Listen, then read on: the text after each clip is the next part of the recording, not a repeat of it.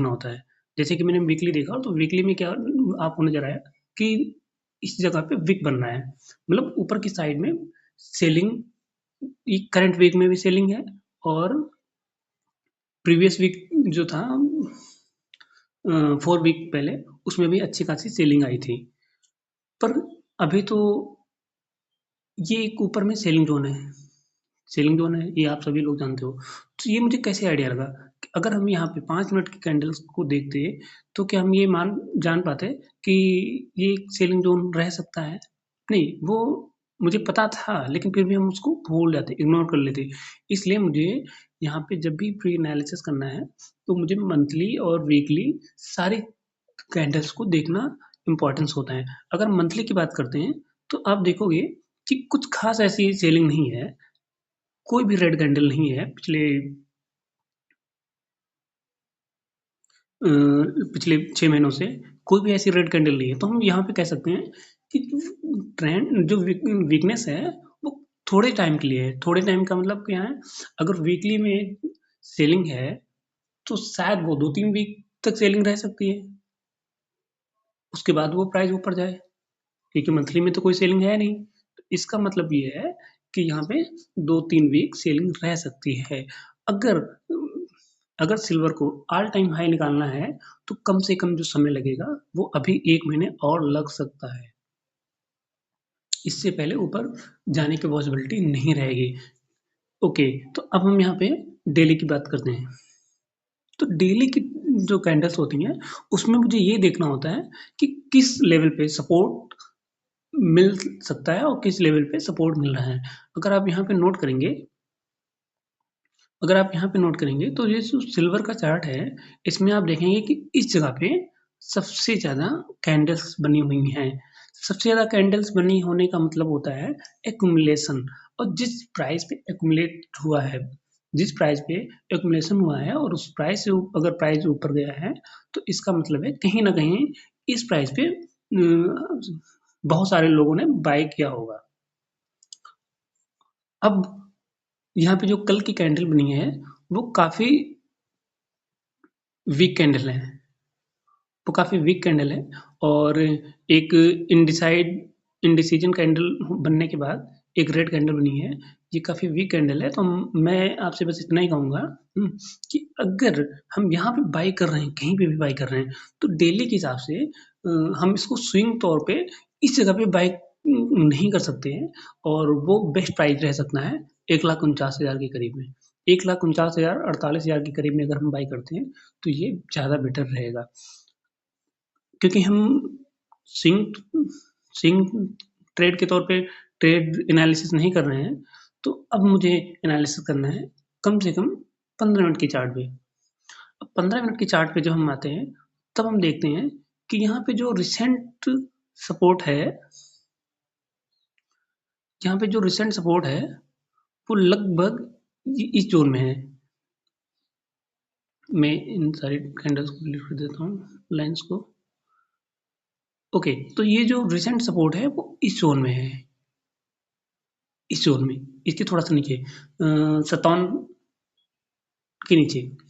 Okay, तो जैसा कि आपने देखा कि इस ज़ोन में सपोर्ट इसने यहाँ पे लिया है और रिसेंट सपोर्ट भी इसका इसी ज़ोन में है। तो हम ये मान सकते हैं कि अगर मुझे प्राइस कल इस लेवल की तरफ मिलता है और वहाँ से कुछ बुलिशनेस आती है। अब बुलिशनेस कैसे हम पहचानेंगे? मतलब कैसे मानेंगे कि यहाँ पे बुलिशनेस है या नहीं है? उसके लिए सबसे अच्छा इंडिकेटर है, वो इंडिकेटर नहीं है, एक रियल इंडिकेटर है। उसको बोलते हैं वॉल्यूम स्प्रेड एनालिसिस। सॉरी। तो उसके लिए एक अच्छा इंडिकेटर है, उस इंडिकेटर का नाम है वीवैप। वीवैप हमें बताता है कि जब भी मान लो मंडे के दिन यहाँ पे बाइंग हो रही है, प्राइस यहाँ पे ओपन हुआ, नीचे की साइड में चला गया, तो आप समझोगे यहाँ पे सेलिंग करते हैं, सेलिंग प्रेशर आया है। ठीक है, अच्छी बात है। तो यहाँ पे क्या होगा कि अगर प्राइस यहाँ पे नीचे जाने के बाद ऊपर की तरफ आता है और ये वीवैप लाइन इस प्राइस के नीचे रहता है, मतलब करंट प्राइस ये है और वीवैप लाइन ये है, तो क्या होगा कि ये अपना सपोर्ट का काम समझ लो कर दिया, क्योंकि इसने सपोर्ट लिया है और यहाँ पे बाइंग आई है। जब भी प्राइस विवेक के ऊपर होता है तो मतलब वहाँ पे बायर्स ज़्यादा हैं ऊपर की साइड में प्राइस पे बाय करने के लिए। इसीलिए जो प्राइस है वो विवेक के ऊपर आया है। तो मैं आप सभी लोगों से ये बताना चाहूँगा कि वेब इंडिकेटर बहुत ज़्यादा पावरफुल है। अगर आप उसका 1 साल तक बैक टेस्टिंग करते हैं, अगर आप इसको अपनी एनालिसिस में ऐड करते हैं, तो ये एक बहुत ही ज़्यादा पावरफुल इंडिकेटर है और इसका यूज़ करने के लिए जो सबसे ज़्यादा बेस्ट तरीका है, वो वॉल्यूम स्प्रेड एनालिसिस के थ्रू होता है। तो अगर हम इन दोनों का कंबाइन कर लेते हैं, वॉल्यूम स्प्रेड का और वीवेप का, तब मुझे एक अच्छी खासी रैली मिलती है बाय और सेल करने के लिए। जैसे कि एग्जांपल के लिए मैं आपको बताता हूँ, कल के दिन का ये 14,000 इस कैंडल में क्या था? आप सभी लोग मुझे बताएँ, इस कैंडल में क्या था? जब आप देखोगे तो आप बोलोगे कि यहाँ पे सेलिंग आई है और इस रेड कैंडल ने थोड़ा-सा ऊपर जाने की कोशिश की, नीचे में क्लोजिंग आई। इस रेड कैंडल ने कंफर्म कर दिया कि यहाँ पे हम ऊपर नहीं जा पाएँगे। तो क्या हम इस लेवल पे सेल नहीं कर सकते थे? डे हाई का स्टॉप लॉस लगा के? तो यहाँ पे क्या होता है, ये सिल्वर है, यहाँ पे 1000 पॉइंट का स्टॉप लॉस कभी-कभी देना पड़ता है। 500 पॉइंट का भी स्टॉप लॉस बनता है, 1000 पॉइंट का भी स्टॉप लॉस बनता है। पर ये जो टारगेट है बहुत अच्छे खासे मिलते हैं। यहाँ पे टारगेट भी बहुत ज़्यादा अच्छे खासे मिलते हैं। मैंने खुद एक-एक दिन में 4-4 5-5 हज़ार का टारगेट लिया है। अब आप सोचो कि यहाँ पे जो टारगेट है, क्या हम इस लेवल तक की होल्ड कर पाते? अभी आप कहोगे नहीं है, ऐसा कैसे पॉसिबल है कि कोई पर्सन यहाँ पे डे डे में बाय करे और लास्ट तक की होल्ड कर पाए? कितना आसान है मैं आपको बताता हूँ। आपने यहाँ पे सेलिंग की, क्या कोई भी कैंडल दोबारा अपनी वीवैप के ऊपर जाके क्लोज हो पाया अच्छे से? एक बार यहाँ पे पुल बैक आया, एक बार पुल बैक आया 1,61,000 के करीब में, उसके बाद लगातार नीचे गिरता रहा, लगातार नीचे गिरता रहा।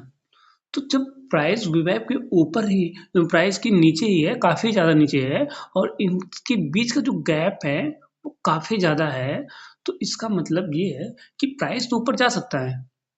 कि जैसे ही बायर्स यहाँ पे आएँगे तो प्राइस ऊपर जा सकता है अपने वीवर के करीब में। पर ये जो गैप जितनी टाइम तक रह रहा है, उतनी टाइम तक मुझे ये दर्शाता है कि यहाँ पे सेलिंग अभी अच्छी खासी और रह सकती है। तो अभी मैं नेक्स्ट वीडियो बनाऊँगा तो उसमें क्रूड ऑयल और नेचुरल गैस इन दोनों का एनालिसिस करूँगा, उसमें बताऊँगा कि किस जगह पे हम बाय कर सकते हैं, किस जगह पे सेल कर सकते हैं। तो कैलकुलेशन इसमें ये है कि हम यहाँ पे कल बाय करने का प्लान करेंगे इस प्राइस पे 1,56,000 के प्राइस पे हम बाय करने का प्लान करेंगे। पर मुझे वहाँ पे बस एक ही चीज़ देखना होगा, क्या वो अपने वीवैप प्राइस के इंडिकेटर की लाइन के प्राइस ऊपर है या नहीं? अगर ऊपर होगा तो हम वहाँ पे बाय करेंगे और डे जो भी रिसेंट लो होगा उसका एसएल मान के हम बाय करेंगे और ऊपर की साइड में। अब ऊपर की साइड में कम से कम कितना टारगेट रहेगा? तो ऊपर की साइड में जो टारगेट रहेगा वो इस प्राइस तक रहेगा। तो अगर हम 56 तक बाई करते हैं तो लगभग रिसेंटली 58, हाँ, 1 2,000 पॉइंट तक की स्टॉप ऊपर का टारगेट रह सकता है। Okay, thank you. तो अगर मेरी दी हुई जानकारी आपको अच्छी लगी हो प्री प्री मार्केट एनालिसिस की सिल्वर की, तो आप इस चैनल को सब्सक्राइब कर सकते हो। वैसे तो मेरा एक्सपीरियंस काफ़ी ज़्यादा है, बट मैं वो आपको एजुकेशन पर्पज़ बहुत सारी चीज़ें नहीं बता पाऊँगा। और अगर आप चाहते हो तो चैनल को सब्सक्राइब कर सकते हो। और अगर मेरे चैनल्स में लगभग 1 के 2 के सब्सक्राइबर्स हो गए तो मैं लाइव ट्रेड करने की कोशिश करूँगा।